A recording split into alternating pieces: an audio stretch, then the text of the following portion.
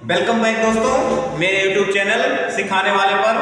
आज बच्चों हम लोग देखेंगे जैसे कि हम लोगों का वैद्युत चुंबकीय तरंग चल रहा है। वैद्युत चुंबकीय तरंग में क्या क्या चीजें हम पढ़ चुके हैं, उसका अगर आपको अभी तक नहीं देख पाए वीडियो तो उसको जाइए देखिए हमारे YouTube चैनल पर। अब तक के 4 पार्ट डल चुके हैं, पांचवा पार्ट हम लोग डालने वाले हैं। और देखिए बच्चों, हम लोग विद्युत चुंबकीय तरंग कैसे उत्पन्न किए थे, तो या तो किसी आवेशित कण को क्या कर दीजिए, दोलन करा दीजिए, या किसी आवेशित कण को कितनी एसिलरेट यानी त्वरण के साथ क्या करिए, गत करा दीजिए, और या तो परमाणु को क्या करिए, आयनित करा दीजिए। इसी तीनों से उत्पन्न कर सकते हैं विद्युत चुंबकीय तरंगे। विद्युत चुंबकीय तरंगे जब किसी धारा के मान को उच्च आवृत्ति के साथ बदला जाता है तो ऊर्जा तरंगों के रूप में प्रसारित होने लगती है। इन्हीं तरंगों को हम विद्युत चुंबकीय तरंगे कहते हैं। इसकी खोज की थी मैक्सवेल ने, तो मैक्सवेल के इसी समीकरण का जिक्र हम लोग कर चुके हैं, E बराबर E0 sin omega T plus के। आज बच्चों देखते हैं विद्युत चुंबकीय तरंग में अगले चैप्टर में वैद्युत चुंबकीय स्पेक्ट्रम क्या होती है। तो बच्चों वैद्युत चुंबकीय स्पेक्ट्रम ऐसा चीज है, अगर हम तरंग दैर्घ्य को व्यवस्थित क्रम में इस प्रकार अरेंज करें तो जो व्यवस्था बनती है उसी को कहा जाता है वैद्युत चुंबकीय स्पेक्ट्रम। यानी तरंग दैर्घ्यों के क्रम के आधार पर वैद्युत चुंबकीय तरंगों की व्यवस्थित क्रम को वैद्युत चुंबकीय स्पेक्ट्रम कहा जाता है। तो ये बच्चों वैद्युत स्पेक्ट्रम जो हमें दृश्य प्रकाश तरंगों में देखते हैं, जैसे बैगनी वाला, बैलिया, पिनाला या वायलेट वाले पार्ट में विब्ग्योर वाला पार्ट देखने को मिलता है, उसी प्रकार ये है हमारे विद्युत चुंबकीय तरंगों में दृश्य प्रकाश का वहां स्पेक्ट्रम बनता है। यहाँ पर पूरे का स्पेक्ट्रम यानी तरंग दैर्घ्य के आधार पर अगर हम इस प्रकार तरंगों को व्यवस्थित करें तो उन्हीं व्यवस्था को कहा जाता है वैद्युत चुंबकीय स्पेक्ट्रम। तो वैद्युत चुंबकीय तरंगे कितने प्रकार की होती हैं बच्चों, तो वैद्युत चुंबकीय तरंगे बताए थे हम लोग कि 7 प्रकार की होती हैं। कितने प्रकार की होती हैं? 7 प्रकार की। अगर बच्चों इनका शॉर्टकट ट्रिक जानना हो तो यहाँ पर देखिए, गाय अबजू इन्फा मारे, यानी गाय अबजू इन्फा मारे। का से हो गया तुम्हारा गामा किरण नंबर 1, ए से हो गया एक्स किरणें नंबर 2, तीसरा हो गया अल्ट्रावायलेट यानी पराबैंगनी किरणें, जो सूर्य से आती पराबैंगनी, जिसको ओजोन परत क्या करता है, संरक्षण प्रदान करता है, पराबैंगनी किरणें। इसके बाद विजुअल, विजुअल मतलब किसी चीज को दृश्य में लाना, तो वहां पर विजुअल मतलब दृश्य किरणें। इसके बाद इन्फा, इन्फ्रारेड, इन्फ्रारेड का अर्थ है और तरंगे। इसके बाद मां से माइक्रो, माइक्रो मतलब क्या होता है, सूक्ष्म किरणें। उसके बाद रे, रे मतलब क्या होता है, रेडियो, रेडियो किरणें। तो कितने किरणें हो गए बच्चों? 7 किरणें। गामा किरणें, एक्स किरणें, पराबैंगनी किरणें, दृश्य किरणें, अवरक्त किरणें, माइक्रोवेव यानी सूक्ष्म किरणें और रेडियो तरंगे। तो इन प्रकार की किरणें या तरंगे 7 देखने को मिलता है। अब बच्चों देखते हैं खोज किसने किसने किया था। तो गामा किरणों की खोज हेनरी तथा बेकलर तथा मैडम क्यूरी ने किया था। दूसरा आता है एक्स किरणें। एक्स किरणें का तो बच्चों बहुत बार पढ़े होंगे, राटेंजर महोदय ने क्या किया था, जब इलेक्ट्रॉन को किसी उच्च पदार्थ पर क्या किया था, अटैक करवाया था, तो वहां पर से कौन सी किरणें निकली थी, एक्स किरणें। और अल्ट्रावायलेट पराबैंगनी किरणों की खोज रिटर ने किया था। विजुअल यानी दृश्य तरंगे, दृश्य तरंगे तो कौन, अपने न्यूटन महोदय जिंदाबाद है, उन्होंने खोज किया था। इंफ्रारेड यानी अवरक्त किरणों को खोज किसने किया था, हर्शेल महोदय। माइक्रो यानी सूक्ष्म, अब सूक्ष्म की आवृत्ति कितनी होती है, कैसे चल रहा है उसका आवृत्ति का मात्रक हर्शेल महोदय ने किया था। और रेडियो आप लोगों को पहले ही पता होगा कि पहले मार्कोनी के नाम का एक रेडियो आता था, तो रेडियो तरंगों की खोज किसने किया, मार्कोनी महोदय ने किया। आगे बच्चों देखते हैं हम इन तरंगों को, तरंगों के तरंग दैर्घ्य और आवृत्ति के आधार पर इन तरंगों को कितने प्रकार से क्या किया गया है, कौन किसकी आवृत्ति ज्यादा होगी। अगर किसी की आवृत्ति ज्यादा होगी तो तरंग दैर्घ्य कम हो जाएगा, अगर किसी का तरंग दैर्घ्य ज्यादा है तो आवृत्ति कम हो जाएगा। तो आवृत्ति में देख लेते हैं बच्चों, गामा किरणों की तरंग दैर्घ्य सबसे अधिक होती है, 3 × 10⁻22 से लेके 3 × 10�18 हर्ट्ज तक होती है आवृत्ति का मात्रक बच्चों, हर्ट्ज। उसके बाद देखते हैं एक्स किरणें, एक्स किरणों की आवृत्ति 3 × 10⁻19 से 3 × 10⁻16 तक होती है।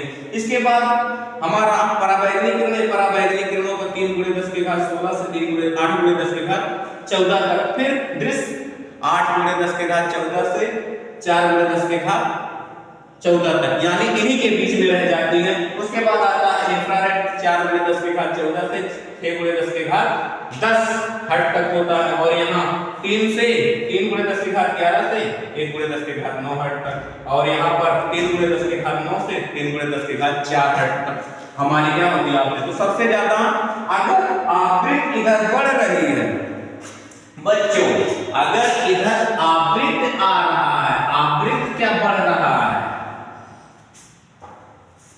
आवृत्ति इधर इंक्रीज हो रहा है, तो बच्चों इधर क्या इंक्रीज होगा, तरंग दैर्घ्य, तरंग दैर्घ्य इधर इंक्रीज होगा। तो बच्चों देखो सबसे ज्यादा तरंग दैर्घ्य किसका, रेडियो तरंगों का। 1 गुणे 10 की घात -1 से 10 गुणे 4 तक। यहाँ देखो -1 से -3, यहाँ -3 से -7, यानी -7 से -3, -7 से -4, और यहाँ -8 से -7। यानी दृश्य प्रकाश के रंग इसी के रेंज में रह जाती है, बहुत ज्यादा डिफरेंस इनमें नहीं। बल बाकी डाटा है यानी x किरणों 10 की घात -11 से 10 की घात -8 तक, और यहाँ 10 की घात -14 से 10 की घात -10 तक। अब ये हो गया तरंग दैर्घ्य। अब बच्चों कैसे इनको उत्पन्न किया जाएगा, तो अब बताइए गामा किरणें, नाभिकीय विखंडन में कौन कौन किरणें निकलती, अल्फा, बीटा, गामा। तो गामा उसी की है, यानी सबसे अधिक वेधन क्षमता किसकी होती है, गामा किरणों की। आयनीकरण करने की क्षमता सबसे कम होती है। अल्फा किरणों की वेधन क्षमता सबसे कम होती है, लेकिन आयनीकरण करने की क्षमता सबसे अधिक होती है। तो परमाणु के नाभिक पर क्या, नाभिक का बीटा होने पर इसको इलेक्ट्रॉन का भारी कक्ष से क्या करो, टकरा दो। अब बताओ परावैंगनिक किरणें कहां से आती हैं, सूर्य से आती हैं। विद्युत तार के दाने स्पार्क लगा दो, चिंगारी से उत्पन्न किया जाता है दृश्य न्यूटन। तो इसको क्या कर दो, आयनिक कर दो, आयनिक गैस तथा तापयुक्त वस्तुओं से। और इंफ्रारेड औरत किरणें गर्म वस्तुओं से निकलती हैं। माइक्रो तरंगे मैग्नेटॉन नामक एक नलिका होती है, उसमें धारा प्रवाहित करने पर हमारी निकलती हैं। और दोलित वैद्युत परिपथ से रेडियो यानी दोलन कराने से रेडियो तरंगें निकलती हैं। गुण क्या है बच्चों, गामा उच्च वेधन क्षमता, आयनीकरण कम। एक्स किरणें गामा से वेधन क्षमता कम होगी, लेकिन आयनीकरण करने की क्षमता अधिक होगी। और परावैंगनिक किरणों में वैद्युत वेधन क्षमता कम, लेकिन प्रकाश वैद्युत प्रभाव बहुत अधिक होता है इसका। बाकी दृश्य तरंगें क्या क्या प्रदर्शित करेंगी, परावर्तन, अपवर्तन, व्यतिकरण, विवर्तन, ये सब प्रदर्शित करती हैं। कौन सी, दृश्य प्रकाश तरंगें। और तरंगें क्या होंगी, ऊष्मीय प्रभाव, परावर्तन, अपवर्तन, ये सब भी प्रदर्शित करती हैं। माइक्रो गैपों में स्पार्क उत्पन्न करें, यानी जो यहाँ पर दो जगह पर क्या है गैप है, उसमें स्पार्क यानी चिंगारी उत्पन्न करने के लिए हमारे सूक्ष्म किरणों का उपयोग किया जाता है। बाकी आगे है रेडियो तरंगें, तो ये सब भी परावर्तन, अपवर्तन या परावर्तित होती है, अपवर्तित तथा विवर्तित होती है। और उपयोग बच्चों गामा किरणों का उपयोग कहाँ किया जाता है, गामा किरणों का उपयोग कैंसर के इलाज में, खाद्य पदार्थों को काफी देर तक सुरक्षित रखने में। एक्स किरणें तो जानते होंगे बच्चों, एक्सरे के लिए कब किया जाता है, एक्सरे कब किया जाता है, जब आपकी हड्डी टूटी हो। हड्डी के टूटने का पता लगाने के लिए किसका प्रयोग, एक्सरे का प्रयोग। फेफड़ों के रोगों की जांच करने के लिए किसका प्रयोग, एक्सरे का प्रयोग। अब परावैंगनिक किरणें, नकली नोट और छापना है तो कौन सी किरणों का जरूरत पड़ती है, परावैंगनिक किरणों का। नकली दस्तावेज बनाना है तो परावैंगनिक किरणों को। दृश्य में अब इलेक्ट्रॉन का पता लगाने के लिए किस कोष में है, तो किसका पता लगाने के लिए किसका, दृश्य किरणों का उपयोग किया जाता है। अब औरत किरणें क्या होती हैं, औरत किरणों में जिक्र किया जाता है। अब आप नाइट विजन कैमरा देखे होंगे, जो अंधकार में कोहरे में क्या करता है, आपकी फोटो एकदम स्पष्ट खींचता है, उसी का प्रयोग किया जाता है। किसके लिए, औरत किरणों के लिए। फोटोग्राफ यानी जिसका कोहरे तथा धुंध में फोटो खींचने के लिए प्रयोग किया जाता है। माइक्रो यानी सूक्ष्म किरणें, यानी रिमोट मोड, जैसे तुम्हारा है स्पिन, गेंद कितनी स्पिन हो रही है, कितने स्पीड से गेंद फेंका जा रहा है, वाहन जो चल रहे हैं उसमें गति का पता लगाने के लिए तुम्हारे सूक्ष्म किरणों का प्रयोग किया जाता है। और बाकी रेडियो तो कैसा हमारा दूरसंचार, टेलीकॉम, मोबाइल में कौन सा, रेडियो किरणें। रेडियो तथा दूरदर्शन इन सब पे जिक्र किया जाता है कौन सा, हमारे रेडियो किरणों का। तो बच्चों यहाँ तक था हमारा वैद्युत चुंबकीय तरंगे। इसके खोजकर्ता कौन है, आवृत्ति कितनी होती है, तरंग दैर्घ्य, आवृत्ति किसका ज्यादा होगा, गामा किरणों का, तरंग दैर्घ्य किसका ज्यादा होगा, हमारे रेडियो तरंगों का। और स्रोत कहाँ से उत्पन्न किए जा सकते हैं, इसके कौन कौन से गुण हैं, उसका क्या उपयोग है, इन सब की जानकारी इसी वीडियो में आप लोगों को मिली। और इसी वीडियो के साथ बने रहिए हमारे यूट्यूब चैनल पर सिखाने वाले पर। तब तक के लिए हमें दीजिए अगले वीडियो के लिए इजाज़त। तब मिलते हैं अगले लेक्चर में, तब तक के लिए जय हिंद।